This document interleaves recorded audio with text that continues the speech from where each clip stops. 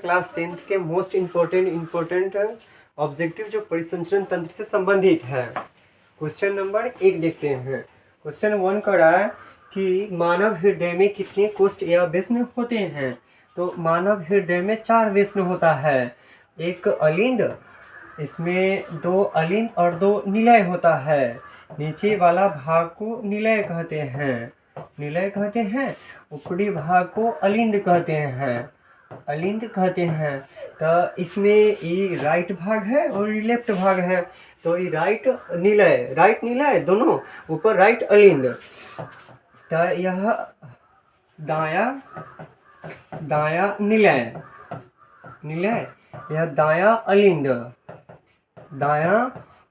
अलिंद, ये बाएं अलिंद,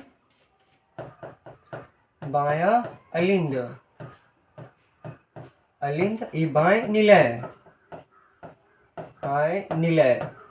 निलय होता है। अर्थात कितने व्यस्न होते हैं?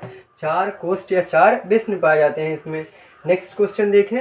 नेक्स्ट क्वेश्चन 2 का रहा है। नेक्स्ट क्वेश्चन 2, मानव हृदय का औसत प्रकुचन दाब लगभग कितना अथवा होता है। अथवा कहता है स्वस्थ मनुष्य का सिस्टोलिक प्रेशर अधिक होता है, क्योंकि सिस्टोलिक प्रेशर के माध्यम से ही पूरे शरीर के रक्त, पूरे हृदय का रक्त पूरे शरीर में जाता है। अर्थात सिस्टोलिक प्रेशर जो मानव हृदय का रक्तचाप होता है 120/80 mmHg होता है। अर्थात इसे कहते हैं सिस्टोलिक प्रेशर। यह क्या होता है? सिस्टोलिक प्रेशर होता है। यह सिस्टोलिक प्रेशर है, सिस्टोलिक दाब। यह सिस्टोलिक दाब है, यह डायस्टोलिक दाब है। डायस्टोलिक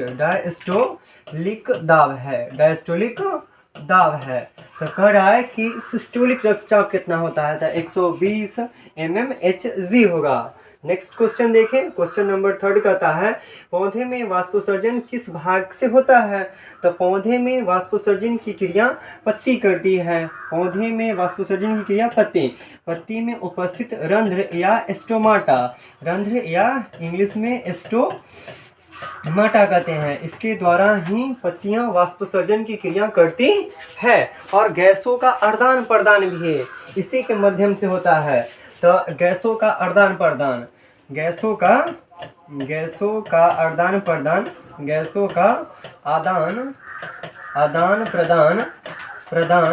प्रदान भी इसी के माध्यम से होता है। और यह विसरण प्रक्रिया के द्वारा होती है। विसरण क्रिया के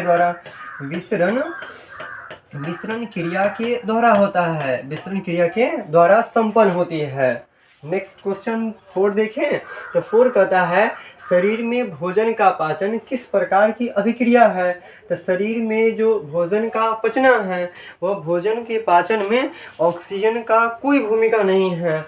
अर्थात यह एक प्रकार की ऑक्सीजन की भूमिका नहीं है, परंतु वह सड़ता ही है लगभग, क्योंकि अमाशय में जाता है तो अमाशय में हाइड्रोक्लोरिक एसिड होती है और वह उसे सड़ाता ही है लगभग। तो यह एक प्रकार की ऑक्सीकरण अभिक्रिया होगी, क्योंकि ऑक्सीजन की उपस्थिति में या जो भी सड़ता या गलता है, बड़े बड़े अणु अगर टूट के छोटे छोटे में बन रहा है तो यह ऑक्सीकरण में ही संभव है।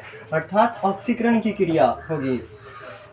और इस भोजन की पाचन, पूर्ण पाचन जो भोजन का होता है मानव में भोजन का पूर्ण पाचन। तो ये भोजन का जो पूर्ण पाचन है, पूर्ण पाचन भोजन का छोटी आंत में होती है। पूर्ण पाचन छोटी आंत में होती है। क्वेश्चन आगे कहते हैं ये उदासीनीकरण है जब अम्ल की अभिक्रिया क्षार से कराई जाए। जब अम्ल किससे अभिक्रिया करेगा? क्षार से। तो लवण और जल का, लवण और किसका निर्माण होता है? जल का। यह अभिक्रिया ही क्या कहलाती है? उदासीनीकरण अभिक्रिया कहलाती है। नेक्स्ट क्वेश्चन देखें। क्वेश्चन नंबर 5 कहता है खुला परिसंचरण तंत्र किसमें पाया जाता है। तो खुला परिसंचरण तंत्र, जितना भी कीट है उसमें खुले परिसंचरण तंत्र ही पाया जाता है। अब ऑप्शन में देखते हैं। ऑप्शन में तितली, यह भी कीट है। कॉकरोच, यह भी कीट है। तिलचट्टा ही को ही कॉकरोच कहते हैं, तो यह भी क्या है? कीट ही है। अर्थात इन सभी में खुला परिसंचरण तंत्र पाया जाएगा। अर्थात ऑप्शन क्या हो जाएगा? डी। ऑप्शन डी ही इसमें राइट हो जाएगा, क्योंकि ये सभी कीट है और इन सभी में खुला परिसंचरण तंत्र पाया जाता है। जबकि मानव में बंद परिसंचरण तंत्र पाया जाता है। बंद रक्त परिसंचरण या बंद परिसंचरण तंत्र पाया जाता है। परिसंचरण तंत्र पाया जाता है, क्योंकि मानव में पूरी तरह से ब्लड या तो धमनी में बहेगी, पहले जो हृदय है हृदय से धमनी में जाएगा, धमनी से किसिका से सिरा ट्रांसफर होगा, फिर हृदय में, अर्थात यह बंद परिसंचरण तंत्र है मानव का रक्त। क्वेश्चन नंबर नेक्स्ट 6 देखें, कहता है रक्त का ब्रिक बनाने में सहायक है। रक्त का थका होगा, ब्रिक नहीं होना चाहिए। रक्त का थका बनाने में सहायक है, तो यह हो जाएगा थका। तो रक्त का थका बनाने में सहायक है, तो रक्त के थका बनाने के लिए या तो प्रोथ्रोम्बिन प्रोटीन हो सकता है या तो प्लेटलेट्स, यह सभी रक्त को थका बनाने में सहायक होता है। तो रक्त बिंबाणु को ही प्लेटलेट्स कहते हैं। तो प्लेटलेट्स यह भी क्या है, रक्त को थका बनाता है। या आयन में देखें तो कैल्शियम आयन बनाएगा, कैल्शियम आयन बनाती है। जबकि प्रोटीन में कहेगा तो प्रोटीन में प्रोथ्रोम्बिन प्रोटीन बनाता है। प्रोथ्रोम्बिन प्रोटीन क्या बनाता है, रक्त का थका बनाने में सहायक होता है। क्वेश्चन नंबर, अर्थात इसका आंसर हो जाएगा सी। क्वेश्चन नंबर नेक्स्ट 7 देखें, कहता है पादप में फ्लोएम उत्तरदायी है। जाइलम और फ्लोएम, पादप में दो ऐसे उत्तक हैं जो संवहनीय उत्तक कहलाता है। तो पादप में फ्लोएम और जाइलम, फ्लोएम और जाइलम यह दोनों संवहनीय उत्तक है। संवहनीय उत्तक है, अर्थात इस संवहन का कार्य करता है पादप में। तो फ्लोएम जो है यह संवहन करता है भोज्य पदार्थों का संवहन करता है। भोज्य पदार्थों का संवहन फ्लोएम करता है। पदार्थों का संवहन कौन करता है, फ्लोएम। जबकि जाइलम जो है जल और खनिज लवण का परिवहन करता है। जल और खनिज लवण का परिवहन कौन करता है, जाइलम करता है। जाइलम एक दिशीय परिवहन करेगा, क्योंकि जल को जड़ से तना तक ऊपर लाएगा, तो यह एक दिशीय परिवहन करता है। जबकि फ्लोएम द्विदिशीय परिवहन करता है, यह द्विदिशीय परिवहन करता है। इतना याद रखिएगा आप। कहता है पादप में फ्लोएम उत्तरदायी है, तो पादप में फ्लोएम क्या है, भोजन के संवहन के लिए आवश्यक है। क्वेश्चन नंबर नेक्स्ट 8 देखें, कहता है पादप में जाइलम उत्तरदायी है। अभी बताएं जाइलम क्या करता है, जल और खनिज लवणों का परिवहन करता है। तो क्या करता है, जल और खनिज लवण।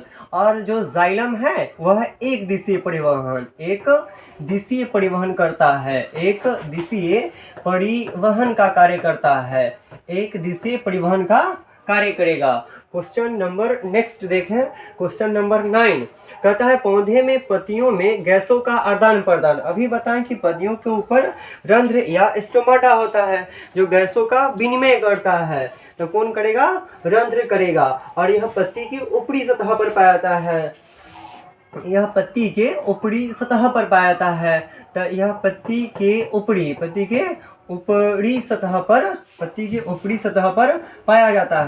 तो पत्ती के ऊपरी सतह पर पाया जाता है। और ये जो रंध्र है वाष्पोत्सर्जन की भी क्रिया करेगा। तो वाष्पोत्सर्जन की भी क्रिया कौन करता है, पत्ती ही करती है, जो रंध्र के माध्यम से होता है। क्वेश्चन नंबर नेक्स्ट 10 देखें, कहता है निम्न में से कौन से यंत्र का उपयोग रक्त दाब को मापने के लिए किया जाता है? मानव में रक्तचाप या रक्त दाब को मापने के लिए स्फिग्मोमेनोमीटर का प्रयोग किया जाता है। जो अभी बताएं कि जो रक्तचाप होता है मानव में 120/80 mmHg होता है, अर्थात यह है सिस्टोलिक प्रेशर, सिस्टोलिक दाब है और यह डायस्टोलिक दाब है। डायस्टोलिक प्रेशर या डायस्टोलिक दाब होता है। तो स्फिग्मोमेनोमीटर वायुमंडलीय दाब को मापेगा, वायुमंडलीय दाब को मापता है। नेक्स्ट क्वेश्चन देखें, क्वेश्चन नंबर 11। क्वेश्चन नंबर 11 कहता है रक्त का कौन सा अवयव घायल अवस्था में, कैसी अवस्था में घायल हो गया? अगर कोई व्यक्ति है तो अगर इस व्यक्ति को कोई घायल हुआ, ये व्यक्ति तो घायल होगा तो इससे रक्त निकलेगी। तो रक्त को जमाने के लिए, रक्त को क्या करने के लिए? जमाने के लिए।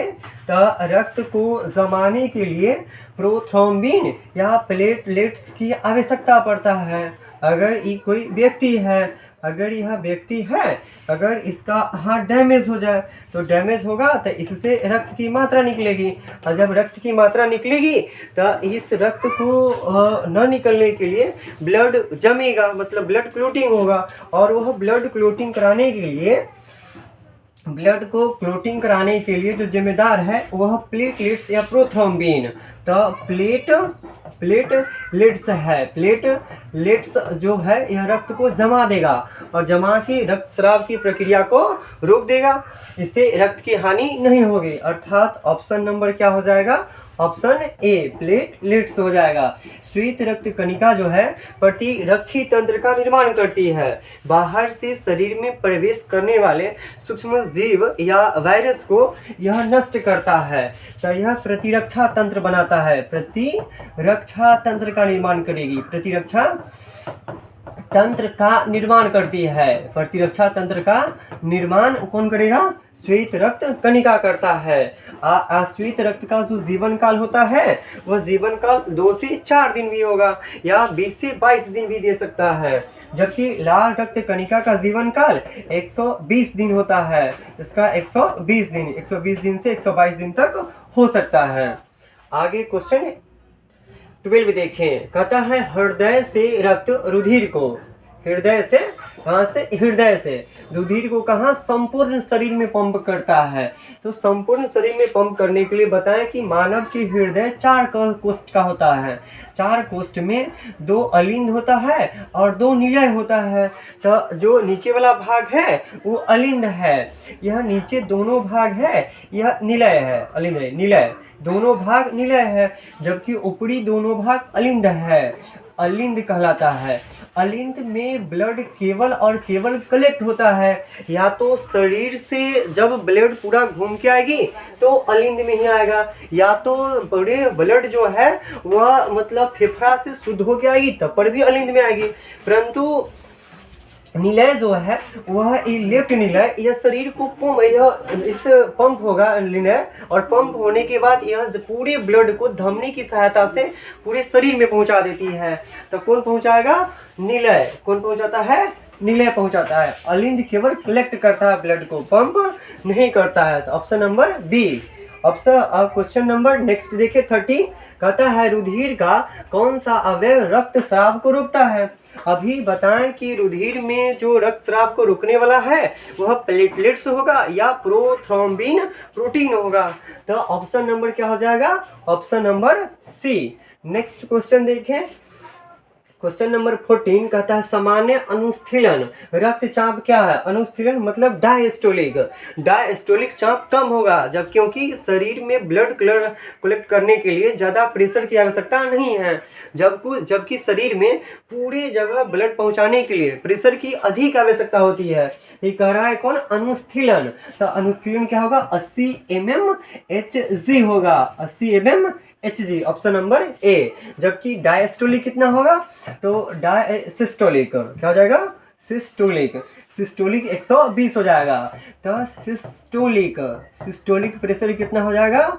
सिस्टोलिक प्रेशर 120 mmHg हो जाएगा। नेक्स्ट क्वेश्चन देखें 15 कहता है निम्न में से सबसे तेज हृदय की धड़कन किसका होता है? सबसे तेज हृदय की धड़कन इन सभी में चूहों की होती है, क्योंकि इसके हार्ट बीट बहुत तेज होता है। और इस चूहिया का मिल्क भी सबसे महंगा होता है, ये भी याद रख सकते हैं। सबसे महंगा होता है, सबसे महंगा होता है। नेक्स्ट क्वेश्चन देखें, क्वेश्चन नंबर 16 कहता है फ्लोएम उत्तकों के द्वारा कार्बोहाइड्रेट का परिवहन होता है। फ्लोएम पहले जो पत्तियां हैं पौधे में वह भोजन को बनाती हैं। जब भोजन बनाती हैं तो फ्लोएम जो है एटीपी के रूप में, और एटीपी एक तरह का जो यह कार्बोहाइड्रेट ही है। तो कार्बोहाइड्रेट अर्थात ग्लूकोज है। क्या है? ग्लूकोज। तो यह ग्लूकोज है। तो कहता है कि फ्लोएम उत्तक जो है कार्बोहाइड्रेट का परिवहन होता है। तो परिवहन किसके रूप में करेगा? ग्लूकोज के रूप में करेगा, क्योंकि ग्लूकोज के रूप में ही वह पूरे पौधे के पूरे शरीर में लेकर घूमेगी। जिन जिन अंगों की आवश्यकता होगा उन्हें ग्लूकोज दे देगा। बाकी बात जो भी ग्लूकोज बचेगा अर्थात एटीपी बचा, उसे मंड या स्टार्च के रूप में जमा कर देता है। स्टार्च के रूप में संचित या जमा कर देगा। तो option number A. Next question देखें, क्वेश्चन नंबर 17 कहता है स्टोमाटा खुलने और बंद होने की क्रिया किसके द्वारा नियंत्रित होती है? स्टोमाटा के चारों ओर एक प्रकार की कोशिका पाया जाता है। उस कोशिका को गार्ड सेल या रक्षी कोशिका कहते हैं, और रक्षी कोशिका ही स्टोमाटा के खुलने और बंद होने की क्रिया को नियंत्रित करता है। अर्थात क्या हो जाएगा? द्वार कोशिका। हिंदी में कहता द्वार, इंग्लिश में कहता गार्ड सेल, गार्ड कोशिका है। तो ऑप्शन नंबर ए हो जाएगा। और इस सखी या चालनी जो नलिका दिया हुआ है ये फ्लोएम में पाया जाता है। यह फ्लोएम में पाया जाता है। आगे चले, मूल रोम जो होता है जड़ के छोटे छोटे जो रेशे निकले होती है बाल, उसे मूल रोम कहते हैं। यह प्रासरण क्रिया के द्वारा जड़ के द्वारा जल को अवशोषित करेगी। नेक्स्ट क्वेश्चन 18 देखें, कहता है ऑक्सीजन का वहन कौन करता है? ऑक्सीजन का वहन अथवा कहता है ऑक्सीजन के परिवहन के लिए जिम्मेदार रक्त कौन है?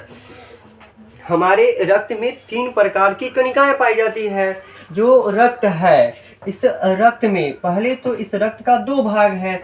एक रक्त का कणीय भाग है अर्थात तरल भाग। तो जो तरल भाग है वह तरल भाग प्लाज्मा होता है, तरल भाग प्लाज्मा है। जो ठोस भाग है वह ठोस भाग में भी 3 भाग है। ठोस भाग में भी 3 भाग होता है। ठोस में भी 3 भाग है। एक होता है लाल रक्त कणिका, इसका कितना भाग है? 3 भाग है। इसका 3 भाग होता है। एक होता है RBC रेड ब्लड कार्पल्स या रेड ब्लड सेल्स। एक होता है WBC व्हाइट ब्लड सेल्स यानी श्वेत रक्त कणिका। इसे कहते हैं लाल रक्त कणिका या लाल रक्त कणिका। ये होता है श्वेत रक्त कणिका। एक होता है प्लेटलेट्स होता है। एक होता है प्लेटलेट्स होता है, कहता है ऑक्सीजन के परिवहन के लिए। तो इस जो आरबीसी है, तो आरबीसी में हीमोग्लोबिन पाया जाता है। जो आरबीसी है इसमें हीमोग्लोबिन पाया जाता है। हीमोग्लोबिन, यह हीमोग्लोबिन जो है, हीमोग्लोबिन में आयरन की मात्रा होती है जो ऑक्सीजन को बांधने की क्षमता रखता है। अब यह हीमोग्लोबिन क्या करेगा, फेफड़े में जब जाएगा रक्त तो हीमोग्लोबिन ऑक्सीजन को पहचानेगा और एक हीमोग्लोबिन ऑक्सीजन के 4 अणु को बांध सकता है। तब ऑक्सीजन के यह 4 अणु को बांध लेगा अपने साथ, और 4 ऑक्सीजन के 4 4 अणु को बांधकर ये ले जाएगा। तो कहता है कि जिम्मेदार कौन है परिवहन के लिए, ऑक्सीजन के परिवहन के लिए। तो आरबीसी जिम्मेदार है, और आरबीसी में भी कहेगा तो हीमोग्लोबिन जिम्मेदार है, हीमोग्लोबिन जिम्मेदार है। तो ऑप्शन नंबर ए हो जाएगा। नेक्स्ट क्वेश्चन देखिए, क्वेश्चन नंबर 19। मनुष्य में श्वेत रक्त कोशिकाओं का जीवन अवधि कितना होता है? श्वेत रक्त कणिकाओं का जीवन अवधि 2 या 4 दिन होता है, परंतु इसमें ऐसा कोई ऑप्शन नहीं है। एक ही ऑप्शन है ए, जो 12 से 20 दिन दिया हुआ है, इसीलिए आंसर हो जाएगा ए हो जाएगा। इस श्वेत रक्त कण का आकार डिपेंड नहीं होता है, इसका आकार निश्चित भी नहीं होती है। तो इसका आकार अनिश्चित होता है, अनिश्चित होता है। अब आकार अनिश्चित है, तो अनिश्चित होने के कारण इसका आकार क्या है? अनिश्चित है। तो आकार अनिश्चित होने के कारण जब शरीर में कोई सूक्ष्म जीव या बैक्टीरिया प्रवेश करता है तो उसे यह चारों ओर से घेर कर मार देती है। तो ऑप्शन नंबर 19 का ए हो जाएगा। नेक्स्ट क्वेश्चन देखें, कहता है रुधिर चाप नियंत्रित होती है। रुधिर चाप हम लोगों में एक ब्रिक के ऊपर एड्रिनल ग्रंथि पाई जाती है, और एड्रिनल ग्रंथि के द्वारा ही रुधिर चाप को नियंत्रित किया जाता है। तो किसके द्वारा होगा? एड्रिनल ग्रंथि के द्वारा। क्वेश्चन नेक्स्ट देखें, क्वेश्चन 21। कहता है हीमोग्लोबिन की कमी से, अगर शरीर में रक्त की कमी है तो ऑटोमेटिक है कि हीमोग्लोबिन शरीर में कम जाएगा, और जो रक्त कमा अर्थात हीमोग्लोबिन कमा, इससे एनीमिया रोग हो जाएगा। क्या हो जाएगा? एनीमिया रोग हो जाएगा। पीलिया रोग जो यकृत है, यकृत में बिलिरुबिन, यकृत जो है पीतरस बनाता है। तो यकृत के द्वारा जो पीतरस बनाया गया है, अगर शरीर में बिलिरुबिन नामक हार्मोन भी निकालेगा, वो हार्मोन नहीं, बिलिरुबिन नामक एंजाइम निकलता है। तो बिलिरुबिन नामक जो एंजाइम निकलेगा, इसकी अधिकता से पीलिया रोग। और मधुमेह किससे हो जाता है? तो यह जो मधुमेह, इंसुलिन की मात्रा शरीर में कमेगा, तो इंसुलिन की कमी से क्या हो जाएगा? मधुमेह रोग हो जाता है। तो 21 का ऑप्शन नंबर सी। नेक्स्ट देखिए क्वेश्चन 22 नंबर कहता है निम्नलिखित में से कौन संवहन ऊतक है?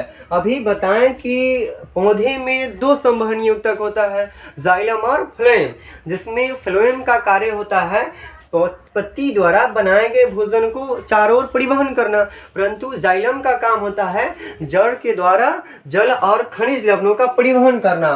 तो कहता है कि संवहन ऊतक, तो संवहन में जाइलम भी हो जाएगा, इसमें जाइलम भी हो जाएगा, और इसमें फ्लोएम भी हो जाएगा।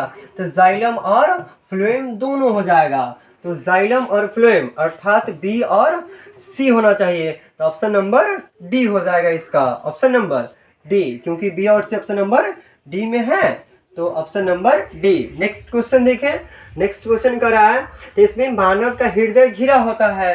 मानव के हृदय में 4 कक्ष होते हैं, और इन हृदय के ऊपर एक झिल्ली पाई जाती है, आवरण।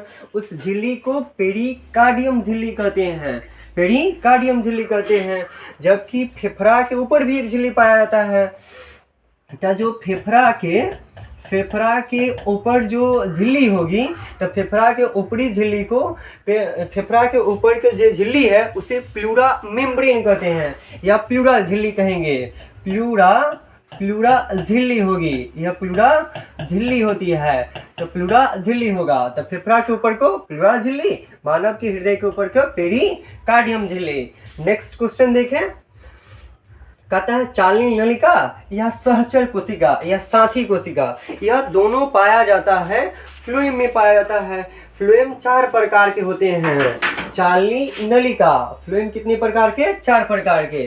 चालनी नलिका, सहचर कोशिका, फ्लोएम पेरेन्काइमा और फ्लोएम मृदुतक।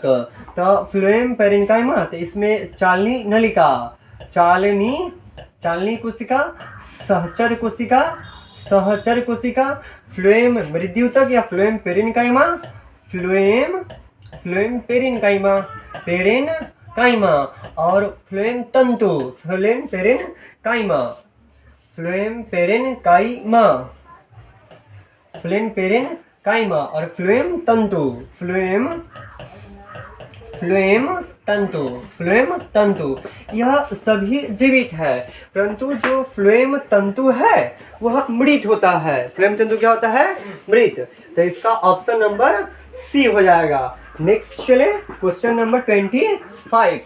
कहता है आरबीसी की जीवन अवधि क्या होती है? अभी बताएं कि आरबीसी की जीवन अवधि 120 से 122 दिन होता है, तो ऑप्शन नंबर ए हो जाएगा। नेक्स्ट क्वेश्चन देखिए, क्वेश्चन नंबर 26 कहता है किस जीव में हीमोग्लोबिन नहीं होता है? हीमोग्लोबिन उसमें नहीं होगा। जिसमें रक्त का कलर लाल ना होगा तो हीमोग्लोबिन भी नहीं होगा। कीट जो है, जितना भी कीट वर्ग है उन सभी में हीमोग्लोबिन की मात्रा नहीं होती है। और तो इसमें एक ही कीट है, मक्खी या कॉकरोच रहता, कॉकरोच यानी तेल चट्टा, तो वो भी ऑप्शन होता। तो तेल चट्टा में भी नहीं पाया जाता है हीमोग्लोबिन, क्योंकि जो भी ये सब तेलचट्टा हो गया, मक्खी हो गया, मधुमक्खी, इस सब के रक्त में हीमोग्लोबिन की मात्रा नहीं पाई जाती है। क्वेश्चन नंबर 27 कहता है रक्त क्या है? रक्त एक प्रकार का टिश्यू है, उत्तक। रक्त क्या है? एक प्रकार की उत्तक है, और यह जो उत्तक है वह संयोजी उत्तक है। कैसा उत्तक है? संयोजी उत्तक है, संयोजी उत्तक है। अब इसे हम संयोजी उत्तक क्यों कह रहे हैं? क्योंकि जब यह परिवहन इसका होता है तो यह शरीर के सभी उत्तकों को आपस में जोड़ता है, इसीलिए हम रक्त को क्या करें? संयोजी उत्तक कह रहे हैं। और रक्त लाल होता है। अब रक्त लाल क्यों होता है ये भी बताएं कि यह हीमोग्लोबिन के कारण होता है, हीमोग्लोबिन के कारण होता है, तो यह हीमोग्लोबिन के कारण लाल होता है। नेक्स्ट आगे चले 28 कहता है रक्त में ऑक्सीजन का वाहक कौन है? थोड़ा देर पहले बताएं कि रक्त में हीमोग्लोबिन होता है और हीमोग्लोबिन का काम है ऑक्सीजन का वहन करना। एक हीमोग्लोबिन ऑक्सीजन के 4 अणु को बांध सकता है, तो ऑक्सीजन का वाहक कौन है? हीमोग्लोबिन। और हीमोग्लोबिन जो है हीम नामक रंजक, अर्थात यह हीम नामक रंजक से नामक रंजक तथा ग्लोबिन प्रोटीन से ग्लोबिन प्रोटीन का बना होता है, ग्लोबिन प्रोटीन का बना होता है हीमोग्लोबिन। तो 28 का आंसर हो जाएगा ऑप्शन नंबर सी। 29 देखें, कहता है गार्ड कोशिका की कौन सी भित्ति मोटी होती है? तो गार्ड सेल कहाँ होता है? जो स्टोमाटा होता है, स्टोमाटा के चारों ओर जो घिरा होता है वह गार्ड कोशिका होती है। और गार्ड कोशिका की जो भीतरी यानी बाहर इसकी जो भीतरी संरचना होगी, गार्ड कोशिका की भीतरी संरचना पतली होती है, बाहरी संरचना मोटी होगी।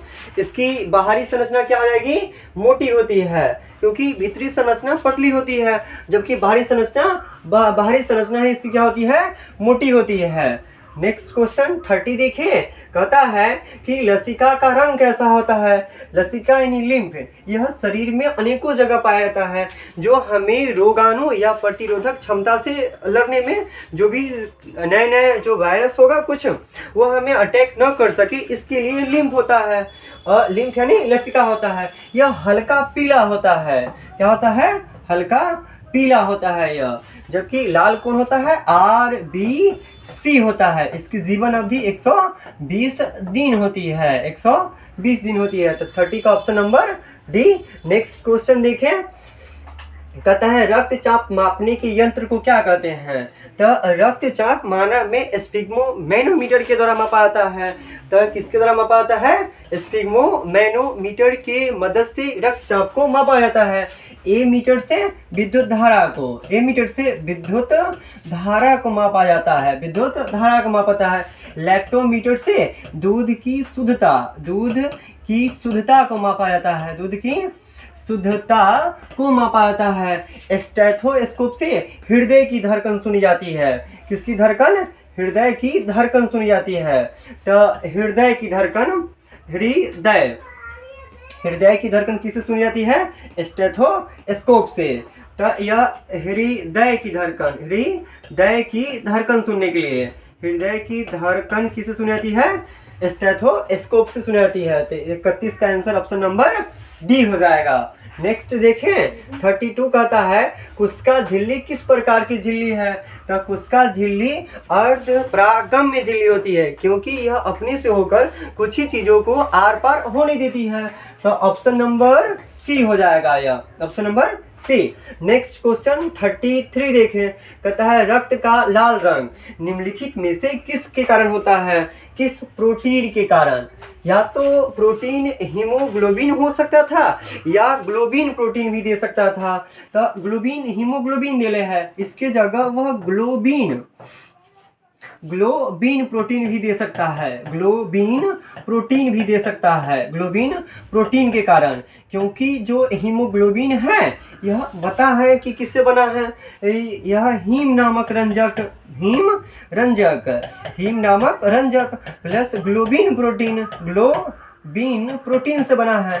तो दोनों में से कोई ऑप्शन तो रहता, ऑप्शन नंबर सी हो जाएगा। नेक्स्ट क्वेश्चन देखिए 34, कहता है पौधे के वायवीय भागों में जल का स्टोमाटा के द्वारा या जल के स्टोमाटा के माध्यम से होना चाहिए, माध्यम के रूप में निष्कासन कहलाता है। तो पत्ती की ऊपरी संरचना पर, पत्ती के ऊपरी भाग पर छोटी छोटी छिद्रें पाई जाती हैं जिन्हें रंध्र कहते हैं, और इन रंध्रों के माध्यम से जल का निष्कासन वाष्पोत्सर्जन कहलाता है। क्या कहलाता है? वाष्पोत्सर्जन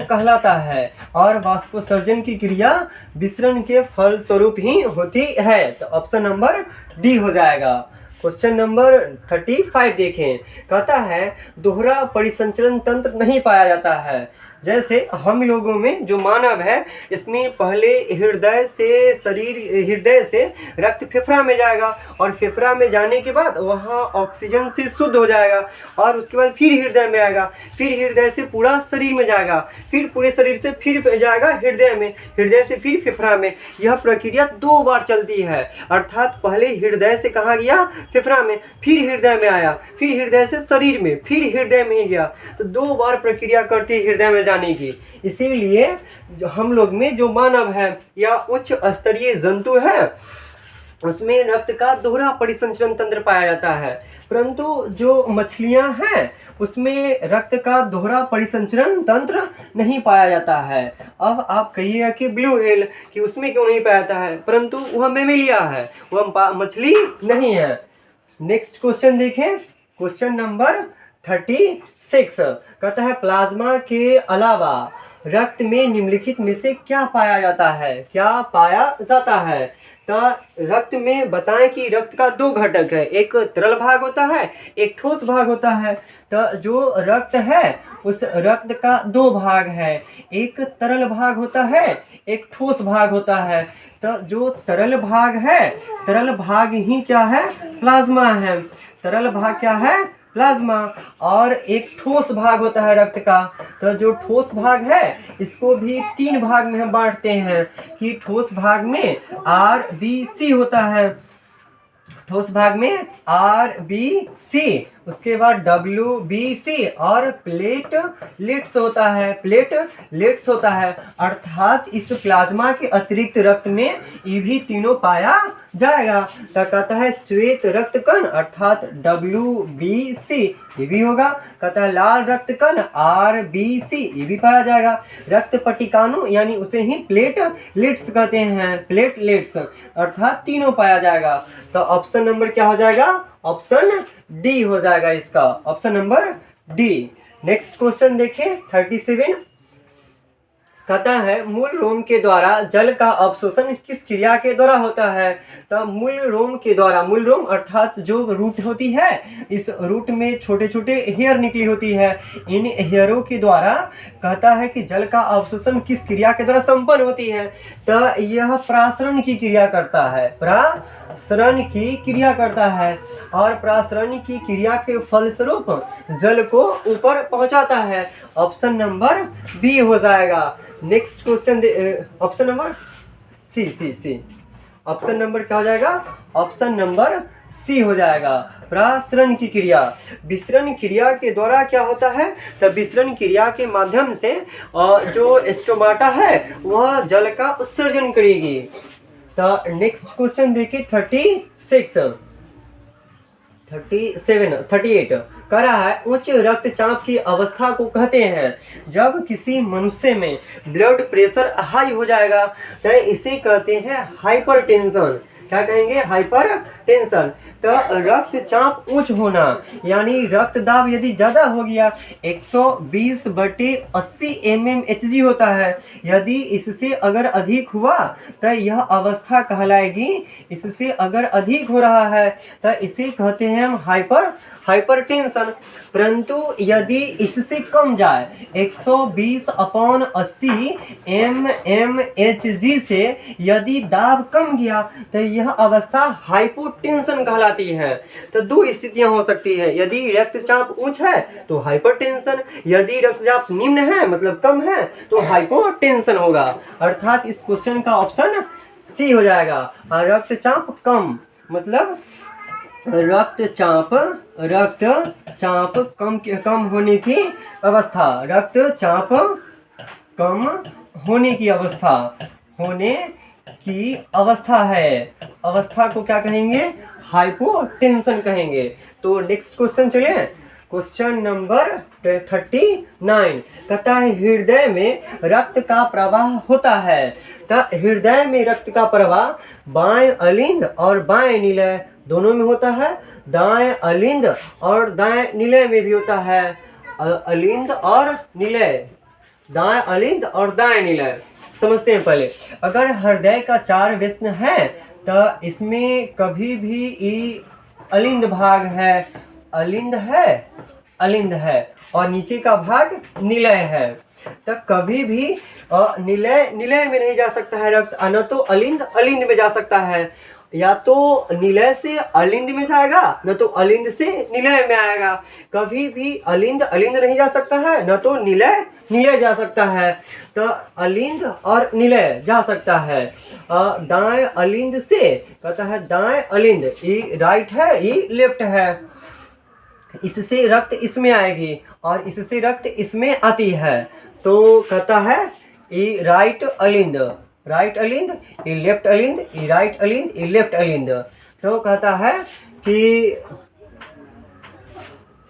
बाएं अलिंद से बाएं निलय, बाएं अलिंद से बाएं निलय जाएगी। उसके बाद कहता है दाएं अलिंद से दाएं निलय, दाएं अलिंद से बाएं निलय में नहीं जाएगा, इससे प्रवाह नहीं हो सकता है। दाएं अलिंद से दाएं अलिंद,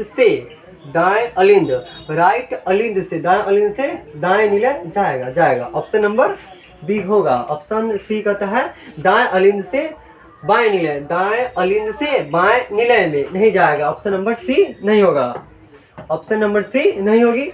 तो ए और बी दोनों हैं। कहता है बाएं अलिंद से बाएं निलय में आएगी। ऑप्शन नंबर ए होगा। उसके बाद दाएं अलिंद से दाएं निलय में आएगा। ऑप्शन नंबर डी हो जाएगा। अर्थात option number D, option number क्या हो जाएगा? डी हो जाएगा।